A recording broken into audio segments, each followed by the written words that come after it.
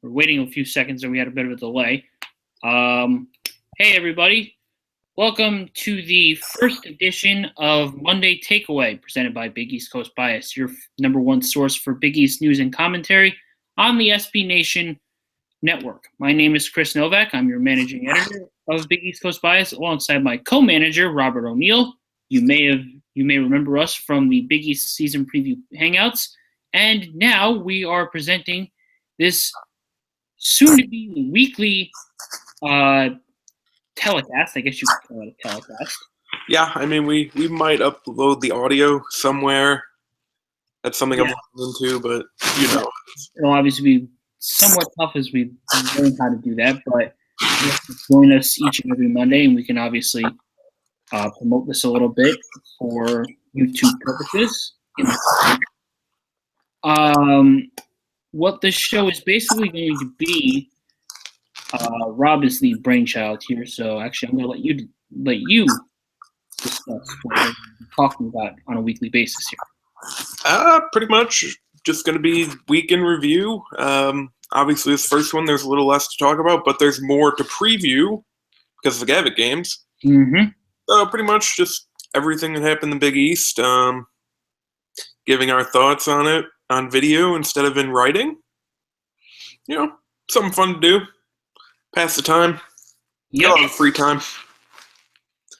Also, if you have a better name than Monday Takeaway, just go ahead and hit one of us up with it because I'm not married to the name. No, but I mean, it works. It works for right now. Yeah. All right. It's actually going to be way more structured than the season preview ones, too, so. Yeah, we're not going to try and get too off topic here. But let's just jump right in. I don't think, at least for this one, we have to go game by game. I mean, I don't want to spend that much time talking about Villanova doing what we all expected them to do. I mean, it's not like anything really stood out in that game. I mean, they scored 91 points. They didn't really give us any insight into who's going to be starting all year. Daniel Chefu's Daniel Chefu. 5 guys in double figures. They played like we expected Villanova to play. Yeah, pretty much. Jay Wright tried Brunson and Arcidiacono out in the starting lineup. Arcidiacono played a little bit in the post as well, which was kind of interesting. Mm-hmm. Did well at that. Arcidiacono, the senior guard for Villanova, scored a total of, as I'm waiting for the KenPom page to load, this internet is being slow. He scored 12 points, went 3 for 5 with regards to 2-point opportunities, just 1 for 4 from the 3-point line, but shot 3 of 4 in terms of free throws. 3 rebounds, 4 assists, 3 steals, no turnovers, just about what you'd expect from him. Jalen Brunson had a very nice debut, also committed no turnovers, scored 12, went 4 of 6 field, 2 of 4 from the free throw line, 2 rebounds, 1 steal, 4 assists. Looked the part pretty much, an offensive rating of 163, which is a very good start. My only thing from this game is, why did Villanova shoot 36 threes? Yeah, that was a little intriguing. They didn't shoot so well from 3 either. They only had a 3-point field goal percentage of 27.8%, but the free throw rate was 52.2%. That ranks 10th in the nation after this weekend. That was a very interesting strategy. I mean, Fairleigh Dickinson wasn't exactly known for their 3-point defense. Last year, they were one of the worst teams at defending the 3-point shot in the country, and they shot a lot of 3-pointers against them as well. So that – actually, no, I'm sorry. I was reading that wrong. That was what they shot. But they omitted 34.7%. Still not a good mark. Relatively average, though. But, yeah, that was a very interesting strategy, considering the fact that last year Villanova's 3-point rate was pretty high last year, too. It was 42.9%, 22nd in the country. So, okay. Well, all right. Yeah, that's fine. But still, that was a lot of 3-pointers. I know Syracuse shot a lot of 3-pointers as well. Syracuse, of course, in the ACC now, they shot like 34 3-pointers. So A little bit later, we're going to talk about a team that didn't shoot a lot of three-pointers and scored 144 points.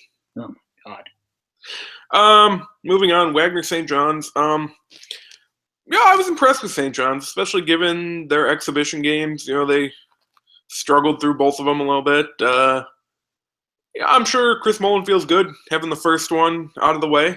Federico Musini was awesome.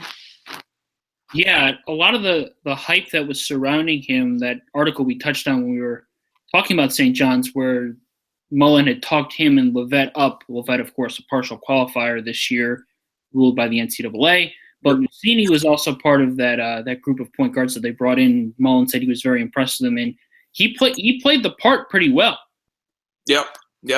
And obviously, I mean, you could see where having Levette there too would absolutely help this team. But, you start looking, I know it's only one game, but you start looking to next year where you have Shamori Pons, Marcus Levette, and Federico Musini all in those guard roles. And you're starting to see that, things might look pretty good next year. Yeah, I agree. And I think another thing that that kind of stood out to me here was how well St. John's did from the three-point line.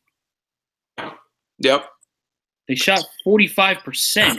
And that wasn't just on a minimal amount of three-point shots either. They took 20 of them, and Musini especially was very good from three. Went four for 6 on the night. Malik Ellison, another freshman, joined him with the 2 for 3 mark.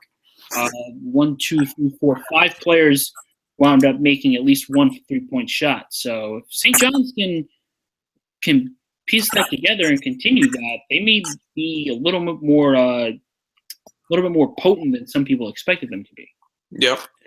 All right, so they took care of business. Villanova took care of business. So let's move on to the third game Friday night, which was next third game would be Seton Hall and Dartmouth. And really the only takeaway here, and we'll talk about Seton Hall again because they're the only team that's played 2 games already, Isaiah Whitehead actually looks really comfortable at the point. He really does. And I think what should be especially, and I know it's only been 2 games, but I think what should be especially promising and something that all fans can be optimistic about is that Whitehead's turnover rate through the first 2 games has drastically declined from where it was last year. Only at 16.3%. He committed just 6 turnovers in the first 2 games. And last year, for comparison's sake, did start with 2, but then against Gardner-Webb and Illinois State, he had 12. So, well, actually, I'm sorry, I read that wrong.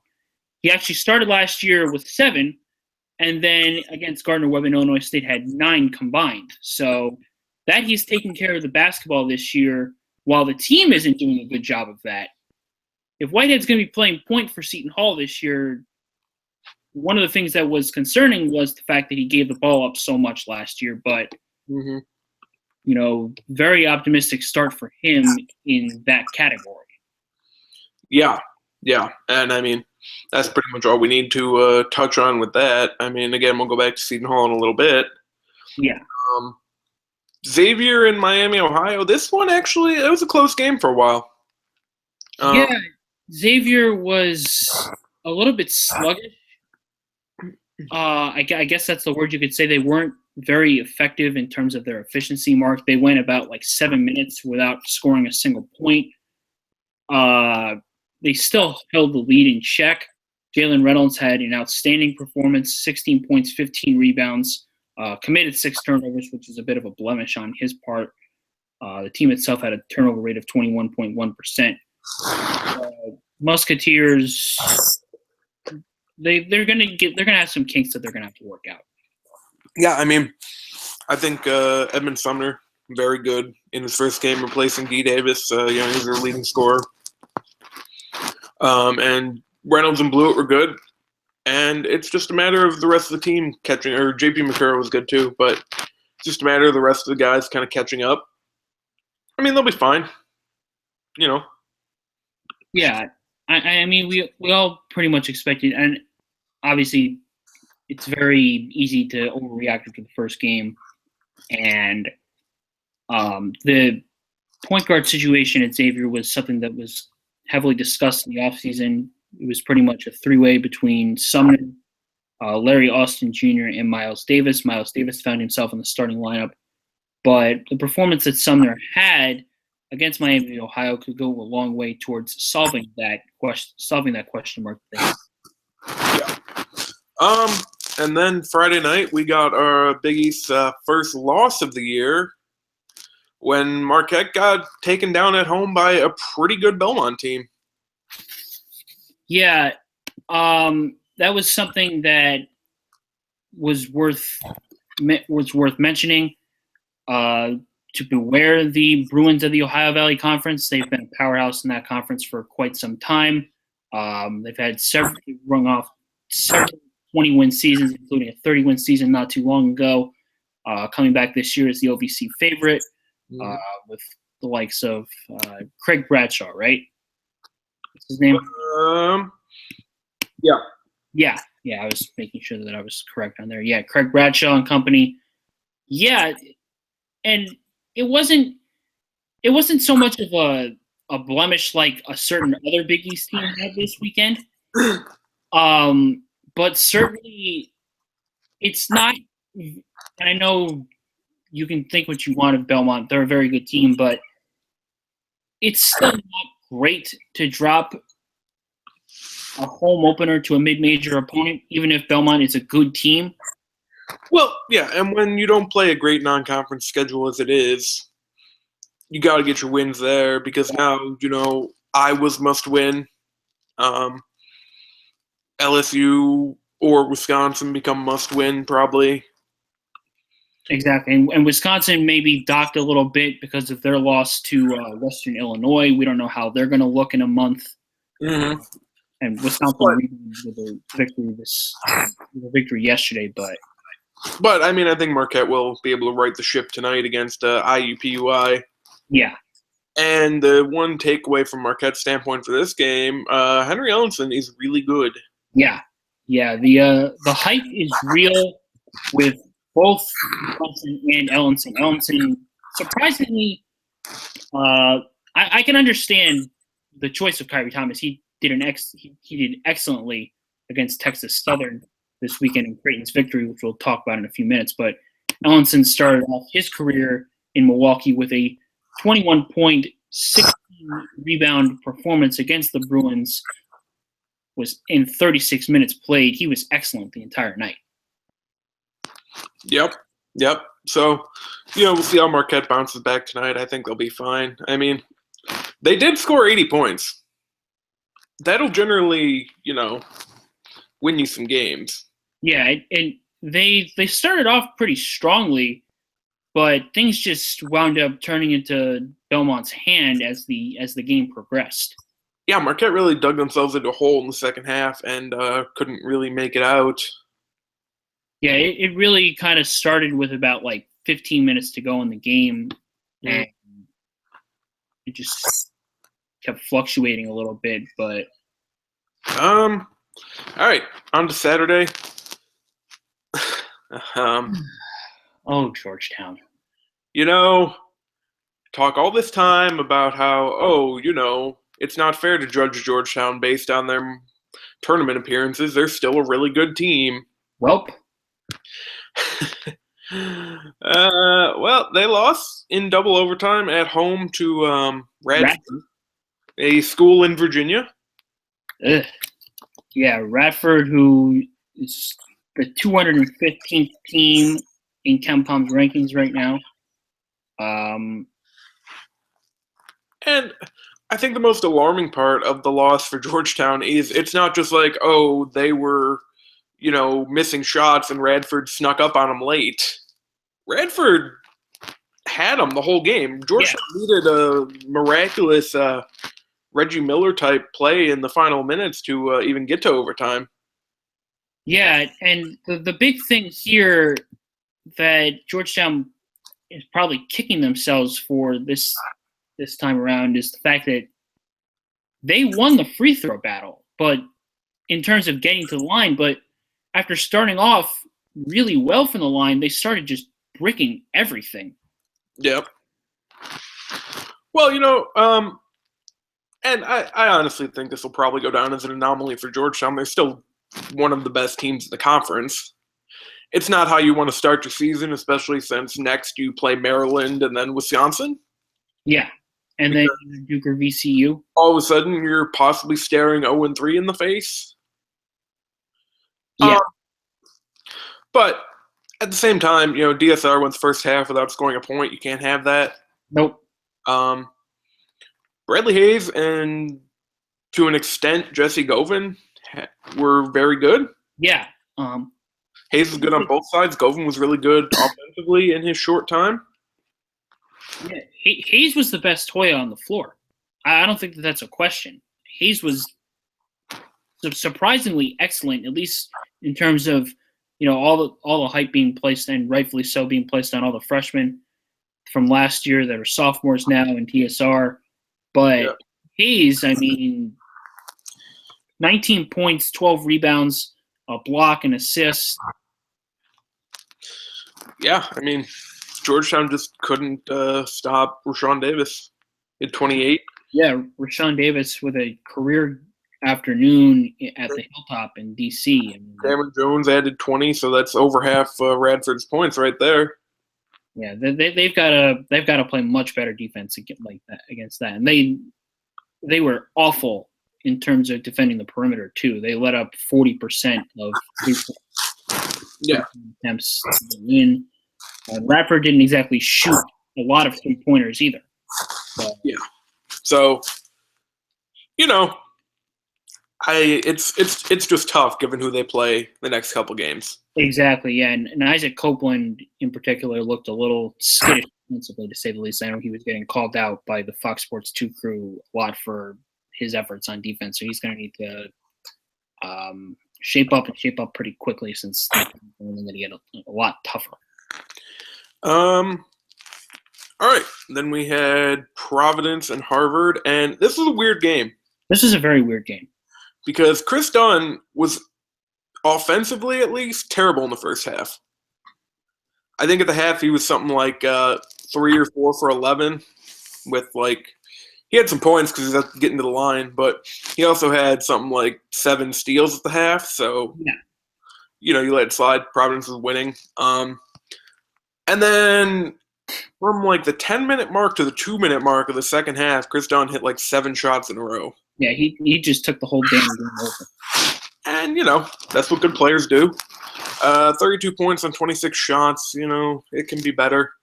He had some problems finishing in the lane. There was some contact, but, he still had some problems.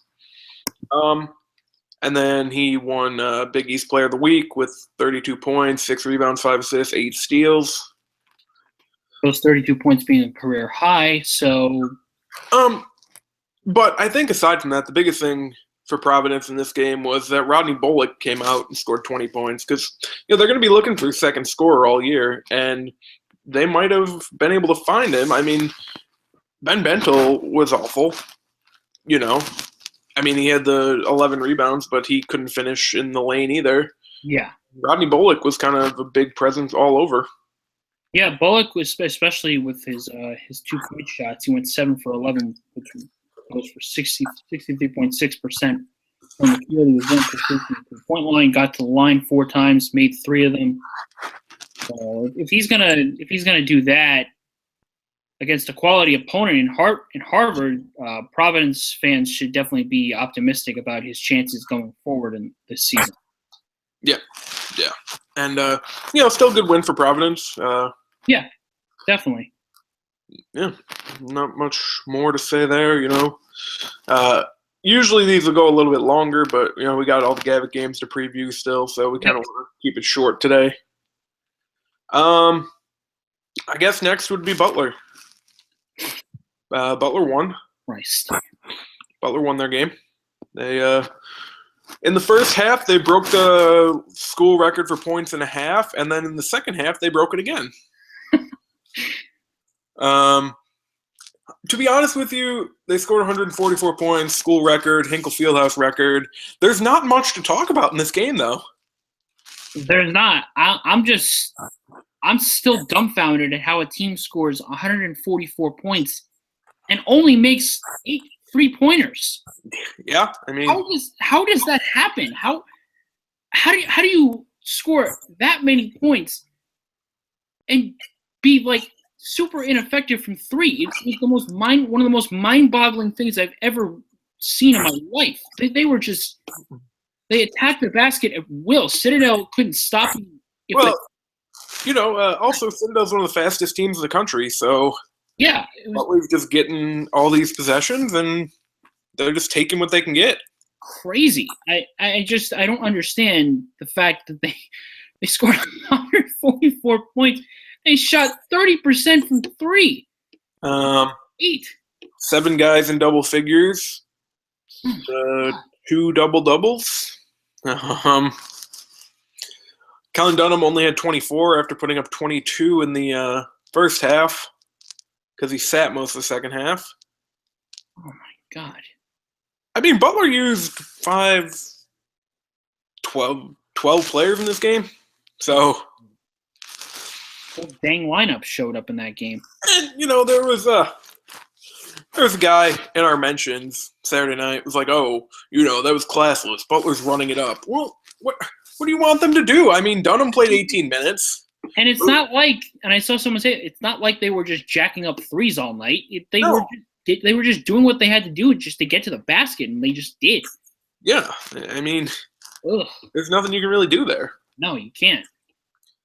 Andrew Shrebis and Tyler Weidman went a combined 14 for 15, which is a huge net positive for Butler, especially in this game. I mean, if Weidman and Shrebis are going to do that all year, which tough to overreact, obviously, but I mean, I don't know if they're going to show us too much when they're in Puerto Rico against Missouri State either Thursday afternoon.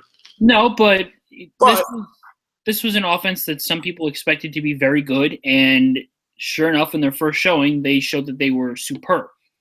Again, do you want to test for Butler? You want to see where Butler's at? Root for Utah in the Puerto Rico Classic. Puerto Rico tip-off, whatever it's called. Because Butler against Utah, you can see where Butler's big guys are against, I'm going to just call him Jacob Portal. It's not right. And I learned this too. It's Jakob Poeltl. Yeah. Jakob Poeltl. We were mispronouncing it all year. I feel bad. So Jakob Poeltl, future NBA pro prospect as well. Oh, yeah. But that's how you can really find where Butler is. I mean, maybe if they play Minnesota or Miami, I guess. But, Utah's the true test. Yep. Saturday night. DePaul won. DePaul did win. A lot of people unhappy about that just because. Hey, leave DePaul alone. Yeah, they won. Looked pretty good. Took a second half run, but they played pretty terrible in the first half. And then Dave Leto actually made some halftime adjustments. So yeah, they did. Concerning thing, I guess, is their 3-point shot making or lack thereof. They only made 13% of their opportunities, but their perimeter defense was great against Western Michigan. Yeah. Yeah, DePaul has now rallied from a deficit at halftime and made halftime adjustments more times under Dave Leto the second time than Oliver Purnell the entire time. So certainly redeeming quality right there. Tommy Hamilton looked good. He got some rebounds. Mike Henry picked up where he left off last year. Billy Garrett still looking like a top 5 point guard in the conference. I mean, he was 4 for 13, but he gets to the line. He makes his free throws, gets rebounds, gets assists. Ertan Ghazi didn't do much in terms of box score, but he was all over the place on defense. Yeah, and I'm also seeing that, of course, he had no turnovers either, which is always good for a freshman. He was a good shot blocker, too. Like you said, didn't do much in terms of getting on the scoreboard in terms of points, but KenPom seems to be favoring him pretty highly in terms of him even being in a limited role on Saturday against the Broncos. Yeah. And then Saturday night ended with Creighton beating down Texas Southern. The big takeaway from there was the play of Big East Freshman of the Week, Tyree Thomas, who went 8 for 11 with no turnovers, scored 18. Yep. Blue Jays look pretty darn good. Yeah. Maurice Watson, friend of the website, went 10-7. Looked like a guy that has really wanted to play basketball last year. Yeah, absolutely. The big Creighton news the other day was that Justin Patton is getting redshirted this year. Which wasn't too much of a surprise given the center field that they had. But yeah, but Creighton is one of those teams like St. John's, and it's not as much as St. John's, but you can really start looking to next year, even after one game, and seeing where everything's going to fit in, and they're going to be pretty good. Oh, yeah. Absolutely. Yeah. That'll about do it for the first. Oh no, Seton Hall played again. Yeah. As far as other things with Creighton go, I mean, they had 5 scores in double figures. Yep. They shot 63% inside the 3-point line, 35% outside the 3-point line. Went 7 for 12 from the free throw line. Their defensive rebounding was excellent. They out-rebounded Texas Southern 25-23 in that category, had 39 rebounds in general. So, I mean, this was about as impressive of a first performance as you're going to find. Yep. I was very, very impressed with the Jays on Saturday. Yep. And then Seton Hall beat Wagner yesterday. Seton Hall did beat Wagner yesterday. The 3 big things that I took from that game that I talked about in the recap yesterday was that Whitehead looks like the Isaiah Whitehead that a lot of people expected him to. Yep. He had 18 points again, so he's averaging 18 in the first 2 games of the season. Secondly, Seton Hall really, really has to do a better job at taking care of the basketball.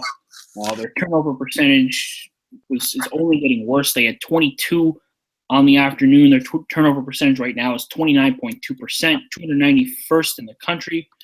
And also, there was a bit of a scare with power forward Angel Delgado, who went down awkwardly, grabbed his knee, did not put any leverage on it, but then came back and was still very, very effective. He got another double.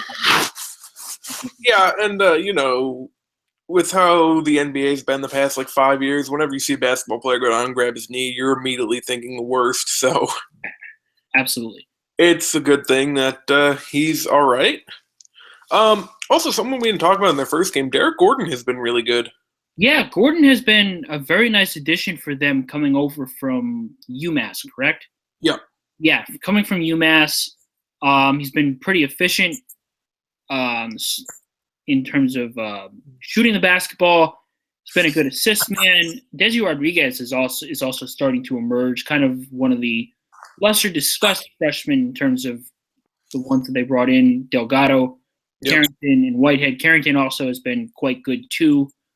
Seton Hall looks pretty good. Yep. And if you want to go just off of Ken Palm, the team that, gained the most in the first weekend were Creighton and Seton Hall both jumped 10 spots, and Georgetown went down 17 or so. So just want to go off that. Fair.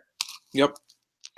Yeah. I'm actually surprised if we're going to talk about teams in general for Ken Palm. I'm surprised Wisconsin didn't drop it much further than 21st. Yeah. I mean, I know they obviously rebounded nicely with a win yesterday, but yeah, lost to Western Illinois. Ugh. Yeah. Actually, a lot of upsets Friday night. They're a ton all weekend. UCLA lost to freaking Monmouth. Hawley. Yep. Ugh. So. Yeah. NC State, possible future Marquette opponent, lost at home to William and Mary. Yeah, and the one guy that's not Cat Barber got hurt. Yeah. And also future possible Marquette opponent, also opponent of several teams in the Big East. At that, Arizona State dropped one at home to Sacramento State. They're playing Creighton in a couple weeks at the Clink. Yep. So yep. All right. So I don't know. I mean, do you agree with the player of the week and freshman of the week so far? I mean, from one game, but I mean, it's obviously tough to not say that Chris Dunn outperformed everyone in the conference. yep. I guess the only other possible option off the top of my head could have probably been Kellen Dunham, but he only played a few minutes, Yep. 4 minutes, and he had 24 points. Yep. Was pretty darn good in the first half against the Citadel. Freshman of the week, I guess the decision to give it to Kyrie Thomas probably played into the fact that Creighton won and Marquette lost. Even though, I mean, 21-16 is exactly. Ellenson probably had the better stat line. Yeah. But Thomas was much more efficient. Yeah. Had 18 points with no turnovers. That's going to get you a lot of good marks. Yep. Yeah. Like I said, it probably had a lot to do with the win-loss mark, whatever you want. Take what you will from that. I don't have an issue with it, but I can definitely make the case and say Ellenson was probably better and may have deserved the first freshman. All right. 2 games tonight. They're UMBC, Marquette, IUPUI. These both should be wins for the Big East team. Yeah. Play. Don't need to get too much into it. No. The games tomorrow, on the other hand, are. Well, hold on. I will say UMBC did give Wake a game the other night. They did. But, I mean, they still went like 4-26 last year, so. Yeah. UMBC has not fared well at the start of the season in quite some time. I think they hadn't won a season opener since the 2008-2009 season. So they've been skittish, to say the least. But yeah, tomorrow night, Gavitt games start. Yeah. Quite a few on the slate at first. DePaul plays Penn State at 5 Eastern on ESPNU. Intriguing start time, to say the least. I love that that's the game that ESPN takes from the Big East. I mean, I know they took Georgetown, Maryland, but you take DePaul and Penn State. Ugh. Yeah, come on. Ugh. Come on. Ugh. It's a good matchup in terms of it's 2 teams who aren't the best in the conference. So it'll be even. Yeah, I'm curious to see what's dished out here. Penn State looking a little bit different from last year without the likes of DJ Newbill. Yep. DePaul obviously looks pretty much the same as they did last year, though they may be steadily improving. Yeah. I'm not sure really what to make of that game. To be honest, I'm not sure who I can pick as a winner. Yeah, I think there's a couple games like that throughout the Gavitt games. I can go with Penn State just because they're the home team. That's fair. Tomorrow, not a Gavitt game. Xavier's Gavitt game's later in the week, but they have the back end of their home and home against Missouri. Missouri, who is a surprising 2-0. I guess we could say that. You thought they were going to lose to Maryland. And sure, they did not. No, they pulled away in the second half. UMES gave them a game in the first half, but Kevin Puryear and the Tigers pushed ahead in the second half. I'm still not sure how Ryan Rosberg is still in school. My problem for this game, especially for Missouri, is if Ryan Puryear's or Kevin Puryear's the best player, he's not going to be able to match up with Jalen Reynolds. No. So, I've been saying all week, probably Xavier by about 15. That's fair. I don't think Missouri can hang with them. We do have a preview coming tomorrow with our friends at Rock M Nation. Yep, you'll be in need of checking that out. Yep. KenPom favors them by 13 points, so your mark of 15 isn't too far off. It's a home game for Xavier. It's tough to beat them at Sydney. It's not really a terrible loss for Mizzou if they come away with that, but yeah, let's expect X to take care of business. Yeah, and Xavier will continue the trend of Big East teams not losing home games since we've been at their stadium. That's correct. Even though we didn't get technically go inside because we've been crashing their graduation. Well, yeah, of course. But that would have been bad. Good story. Creighton playing the Roadrunners. Of UTSA. Jays will be on Fox Sports 2. This matchup's just kind of a little bit of undercard. UTSA, not a spectacular team. They're already 0-2. They lost to Clemson yesterday, 78-45. They lost to Loyola Chicago, 76-64. Jays should very much be favorites for this matchup. They will probably run away with this one as well. Yeah. They will not play the Wile E. Coyote Road. Oh. Here. I absolutely had to make that reference. I'm sorry. That's bad. It had to be done. That is bad. It had to be done. Yeah. Also, obviously not a Gavitt game. Creighton has one later in the week. Yep. Tomorrow night, also, Villanova plays Nebraska in a game that we have complained about several times. Yeah, but it's also a game that Villanova should probably win pretty handily. Yep. Gus Johnson and Bill Raftery will be on the call for that per the 506sports.com forum. I was actually incorrect with this. I thought Gus wasn't going to show up on FS1 until the college football season was over. I was a bit surprised. But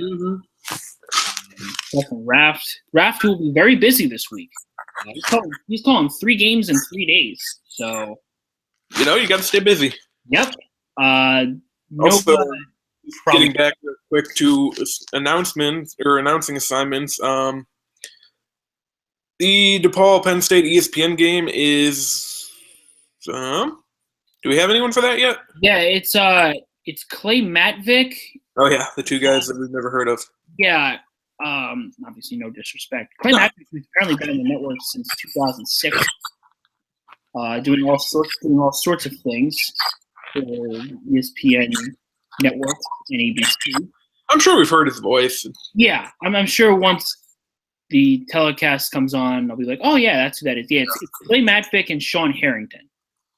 Yeah, and Mizzou Xavier will be our friend Joe Davis and Donnie Marshall, who has been busy. He did the Seton Hall game yesterday. Yep. Our friend, Dodgers broadcaster Joe Davis. Yep. Congrats to him, who got a call from Vince Scully. Very envious of him for that. Yeah. And then Georgetown, Maryland. Oh, well, we didn't really talk. Well, we talked about Villanova, Nebraska. Villanova should win. Yeah, Villanova should win. I mean, they don't lose at the Pavilion. No. And then Georgetown, Maryland, in a game that Georgetown suddenly needs to win. Yeah, it's very must-win for them. It's kind of a big deal. I mean, it's on at the same time as the Champions Classic, but Sports Center is going to be there. Yep. And, you got Tarico and Dokic. Which, pretty good crew. Yeah, a lot of people don't like Dan Dokic, but a lot of people mostly don't like Twitter persona Dan Dokic. So, he's a good commentator. Yeah, exactly. I guess I can. We'll give Dokic some love for giving us some free publicity yesterday, thanks to him. But he's a very good commentator. He stays very well prepared. He's pretty darn good on color. So yeah. Hoya's very must-win situation. They do not want to possibly be staring 0-3 in the face when they take out Maryland later this week. Wisconsin later this week at the Garden. The game you'll be at? Yes, I will be there. It will be quite fun. Wednesday. Only one game. Illinois Providence. Chris Dunn is going to feast. Illinois has not been able to stop guards this year from North Florida, who beat them, and the Bison yesterday, who I think they're the Bison, right? Yeah. Yeah. The Illinois was able to beat North Dakota State yesterday, but the guards still lit him up. Chris Dunn might break his career high that he set the other day. Illinois has a ton of injuries, so it's not fully their fault, but they're just Chris Dunn's going to eat. Yeah, Dunn's going to eat. They're getting hammered in terms of their depth with all the injuries that they're getting, like you said. PC will probably win this by double digits. Tim Brando and Bill Raftery will be on the call for that game if you're interested in knowing who's going to be calling that game. So there you go. And then Thursday, things are kind of weird. Yeah, things are a bit busy on Thursday. Butler is on at 2 p.m. Eastern. on ESPNU playing Missouri State in Puerto Rico. Yes. Which is a strange time because Puerto Rico, I believe, is Eastern time. So they might be like an hour ahead. Yeah. I'm not 100% sure. Yeah, but it's not like they're playing in England. Well, yeah, of course. But you know how these tournaments go. Yep. You gotta squeeze the games in sometime. So Butler should win that. Then they'll play again Friday, I believe. Yep. I think they'll play again Friday either way. That's how tournaments work. Yep. Creighton has their Gavitt game going to Indiana. That'll be a fun one. Yeah, I mean, that's going to be a very fun game. Just the Big East and Big Ten missed an opportunity not having Marquette play Indiana. Well, yeah, of course, but Marquette has. Yeah, I know they play Wisconsin. Plus they play Iowa, which will be a good matchup. Yes, they will be playing Iowa on Thursday. But in terms of a prediction, give me Indiana over Creighton. Yeah, I'm tempted to pick Creighton in an upset. Yeah. I want to see how Creighton looks against UTSA. They'll probably win pretty handily, but let's say I wouldn't be surprised if it happens. I'm not going to pick them. Yep. That is hardly shocking. And then Rutgers plays St. John's. Ooh. That's a basketball game. Well, I guess the good thing is that St. John's so far has looked impressive, because if they hadn't, that game would be NSFW. Yeah, like you said, that's gonna be a basketball game. I'm not sure what else to really say about it. I suspect St. John's will be a pretty heavy favorite, considering how porous Rutgers has been. Let's hope for the best with this matchup and hope that both teams bring their A games, or at least their B+ games. Yeah, definitely. Because otherwise, yeah. Long Beach State takes on Seton Hall. I believe that's part of the Charleston Classic. Yeah. Yeah, that'll really show us where Seton Hall's at, because Long Beach State's not a terrible team. No, they're not horrendous. So far, Long Beach State they beat BYU Hawaii on Saturday. School I've never heard of in my life. They play BYU tonight. Wait, BYU has Hawaii campus? Apparently so. The same. That's very interesting. I've never actually heard of BYU Hawaii before. So that's wow. Yeah. Yeah, that is apparently a thing. So okay. Yeah, so that's part of the Charleston Classic. We'll probably discuss that more later in the week. Yeah, and then Thursday night we get to one of the two potentially best Gavitt games that no one's talking about. With Iowa taking on Marquette in Milwaukee. I know I gave this game a lot of love when I counted down the top games for Marquette this season. Yep. This is a big one for Marquette. Yeah. And I think Iowa, I know they lost their exhibition game. I believe they won whoever they faced over the weekend. Who did Iowa face? Iowa actually is 2-0 right now. They beat Gardner-Webb and Coppin State. So. Yeah, okay, sure. So, I like Marquette because they're at home. But actually interesting, I didn't realize this till the other day. In Joe Lunardi's first bracketology, he has Iowa as 66 and Marquette as 68. Really? So it's a big game for bubble implications. And again, because Marquette lost the one game, their other big non-conference games now take on more meaning. Yeah, that's very true. So this is a big one for MU. Yep. And in case you're wondering who's on the call for that, if you haven't checked out our commentator list, the great Brian Anderson will be calling that game along with Stephen Holman. There we go. And then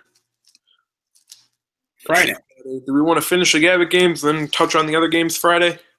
Yeah. All right. Well, it's the last game of the night chronologically, but it's also the last Gavitt game. Yes. Xavier is heading to Ann Arbor to face Michigan. Michigan, who looked impressive this weekend. Yep.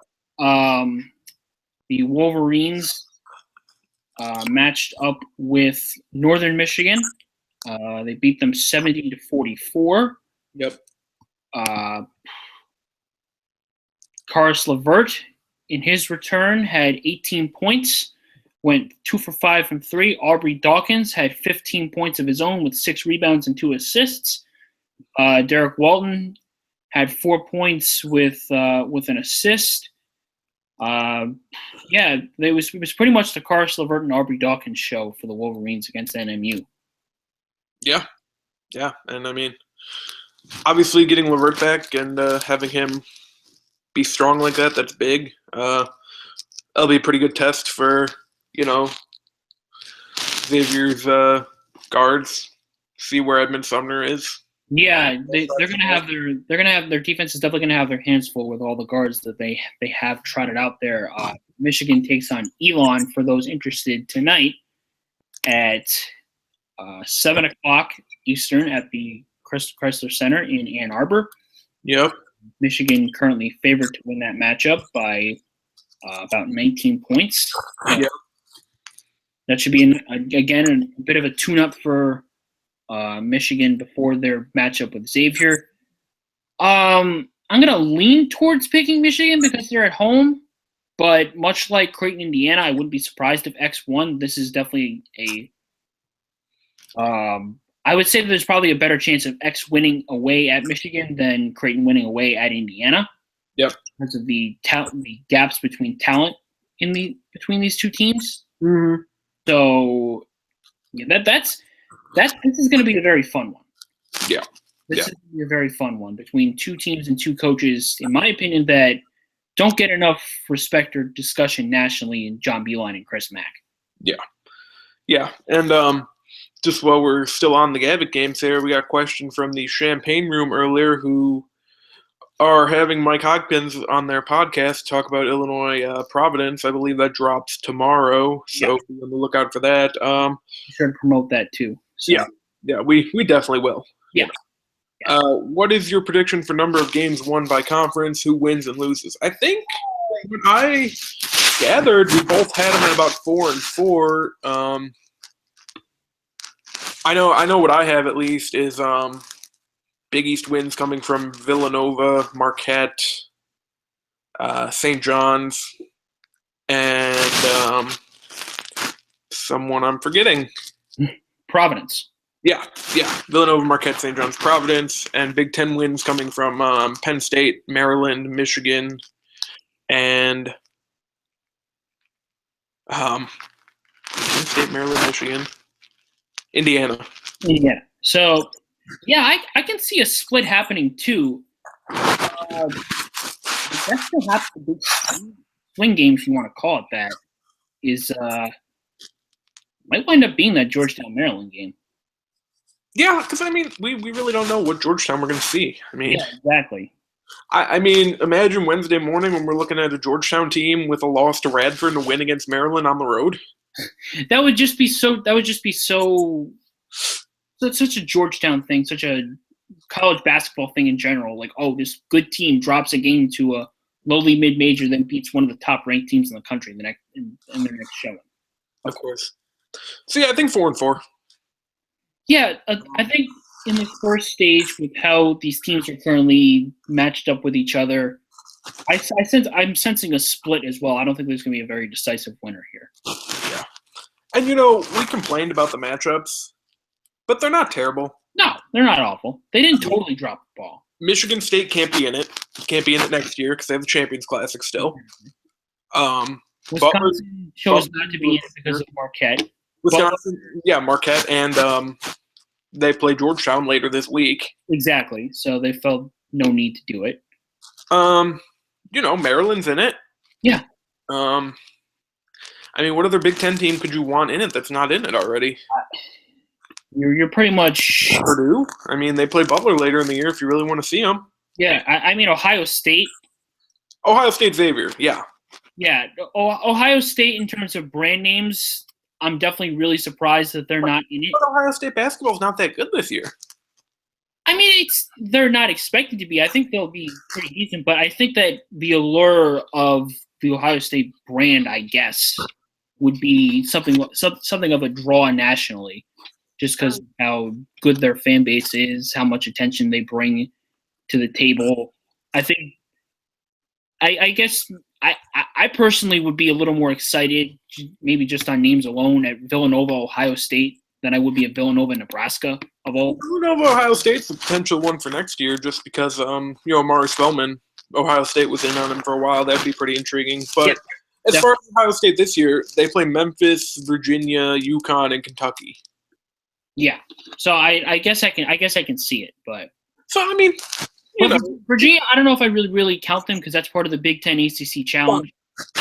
I mean, but at the same time, sure, the Big East has 10 teams; they could all be in it, but the Big Ten has 14 teams or whatever they're at these days. Yeah. So, there's always going to be a couple mismatches. It's not as bad as we made it out to be originally. No. They're bad games. Rutgers playing St. John's. I mean, yeah. But as a whole, it's watchable.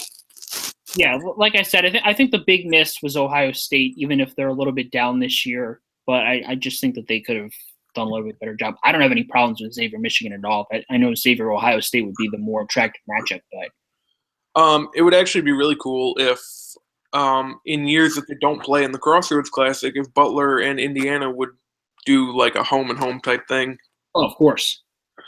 But look who we're dealing with. Exactly. Yep, the arrogant brother and the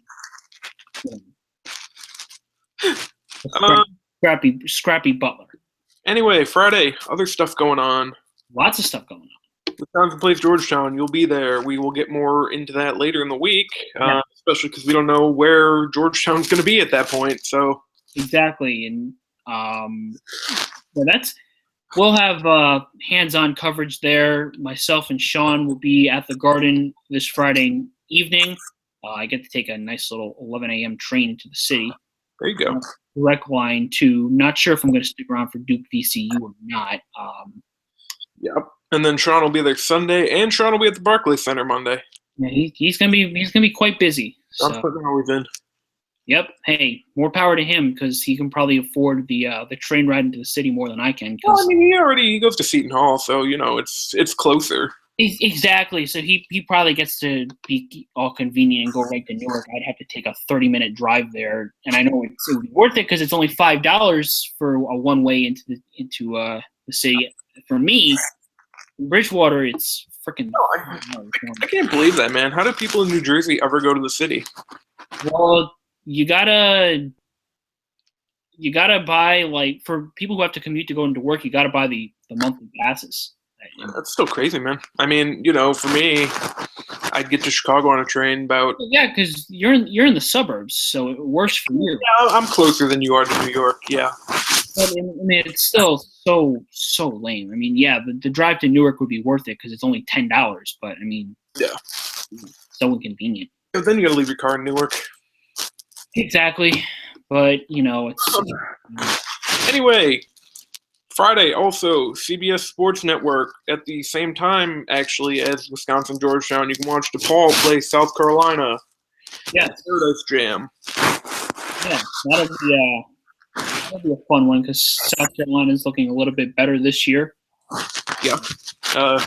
Big East actually has the current Paradise Jam title in Seton Hall. Yeah. So DePaul looks to defend the title for the Big East Conference. We'll see how that goes. Is the stadium they're playing in really called the Sports and Fitness Center? Yes. You couldn't do any better, St. Thomas?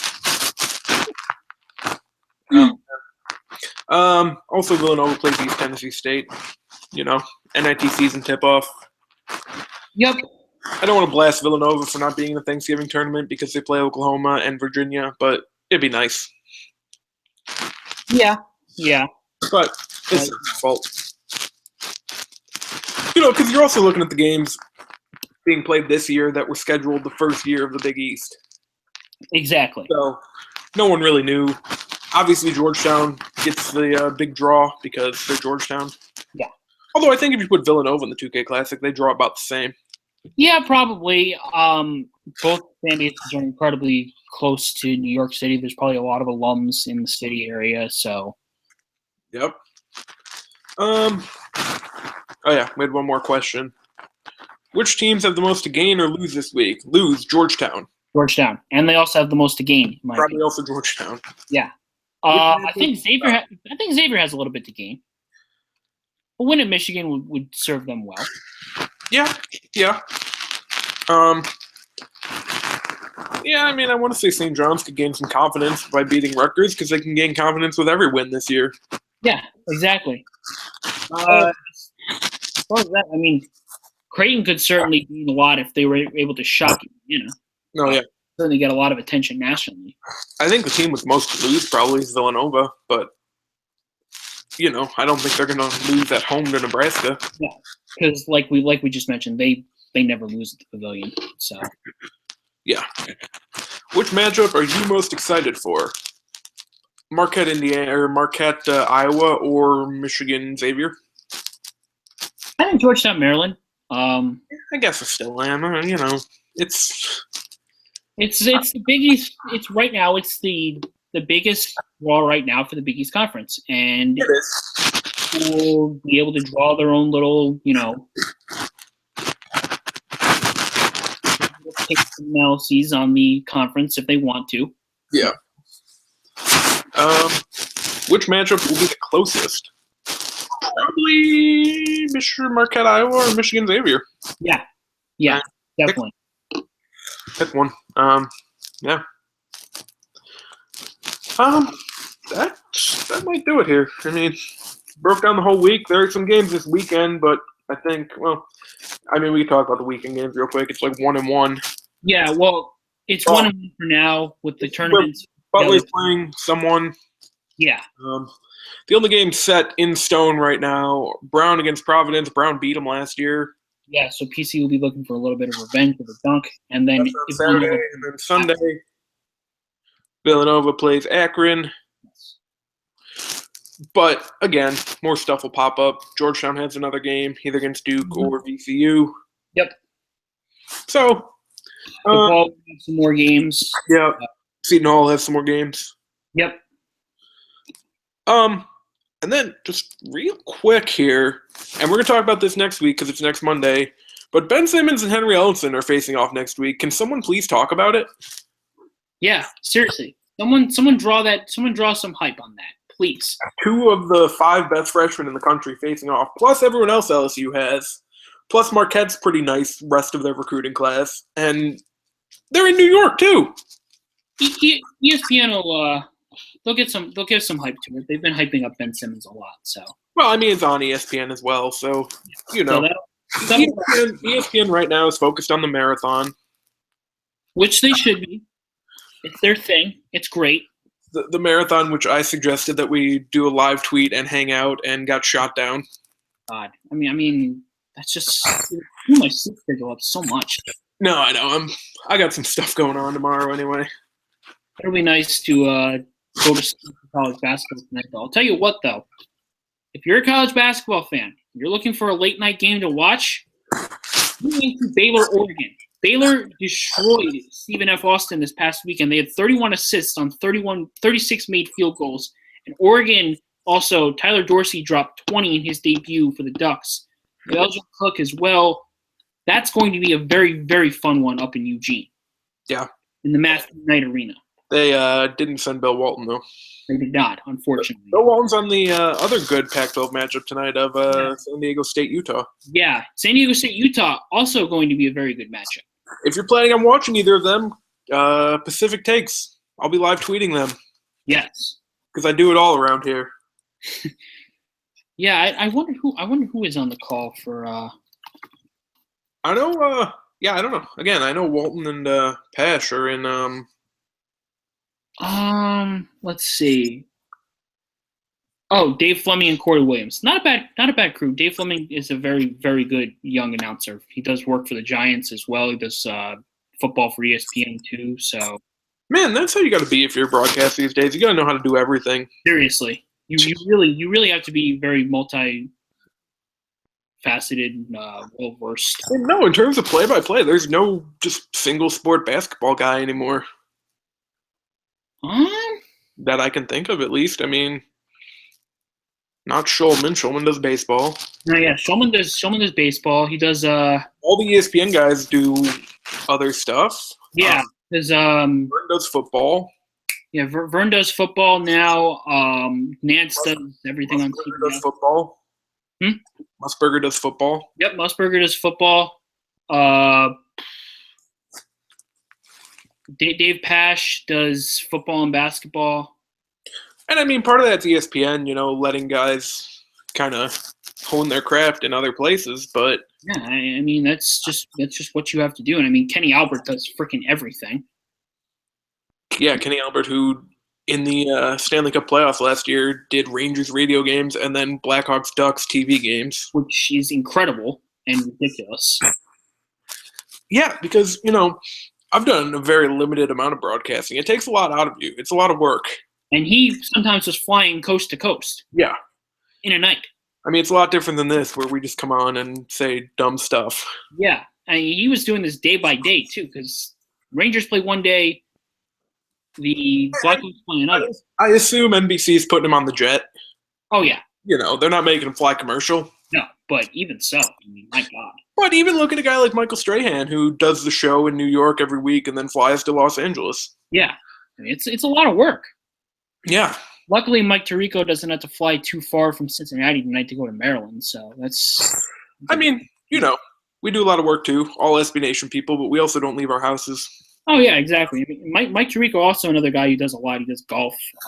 Yeah. I don't know if he does play-by-play, but I know he does studio work too, so... Yeah. Along with football. All right. Well, we waited till the end to go totally off the rails. Well, that's going to happen. Not in the middle of the show. Virginia George Washington is also going to be a nice matchup too. Yeah, the marathon will be fun. Always is. Yeah. If you're up at like 3 a.m. watching a game, I probably won't be up. So. Nevada, Hawaii will be on. Yeah. Anyway, next week. What were you going to say? Just kind of breaking down next week here on the Monday Takeaway, which might not be called the Monday Takeaway anymore next week. Yeah, we'll see what happens. A lot of Thanksgiving tournaments to break down. Actually, I don't know when we might have to do a early one next week because I know there's a game early in the day. I believe it's St. John's Vanderbilt in Maui at 2:30 or 2:30 Eastern. So we're gonna have to get this going early. Yeah. So be on the lookout for that. Yep. Got a full week next week. Creighton Rutgers really tipping off at 10:59, or is it just placeholder? Oh. They're in Vegas, so it makes sense. Damn. Oh, that's rough. But yeah. Big week this week. Gavitt games. Be big for the Big East if they can pick up a couple nice wins. Mm-hmm. Obviously, all the success – I wouldn't say all the success is tied to Georgetown, but – they certainly have the weight of the conference on their shoulders. Let's see. A new poll just dropped. Oh. Villanova stayed put. Butler jumped up 2 spots to 22, and that's it. That'll be on the site. Fair enough. Soon. Yep. Providence got votes. Xavier got votes. Georgetown did not get votes. Oh, well, there you go. Yeah. So that's the poll for you. Top 8 remains the same. Yep. Wichita jumped Gonzaga. Unsurprising, to be honest, because there's nothing really to judge Gonzaga on because their game got called because they did a terrible job of taking care of the court. Yep. Wisconsin dropped out. I believe that's the only dropout. All right. Well, I can't really argue with any of that stuff. So. And I think Oregon is the only new ranked team. Hmm. So yeah, Oregon Baylor tonight is now a top 25 matchup. There you go. So watch it. It'll be a good game. Very surprised with the tip-off that there's no New Jersey game because they're usually at like 6 or 8 in the morning because they usually have done that in the past with like Monmouth and Fairleigh Dickinson or whatever. But it's Green Bay at East Tennessee State. Interesting, I guess. Yeah. Choice. Yep. Yeah. All right. Well, that'll do it from here. Yep. Thanks for joining us. Yeah. You can take it. You know. Thank you for joining us here in the inaugural Monday takeaway. We will be back next Monday, a little bit earlier than today. A lot more to talk about next Monday. A lot of content going up this week in general. Be sure keep checking Big East Coast Bias. And did I forget anything? I think that's it. Nope, that's it. All right. See you guys. All right. Take care, y'all.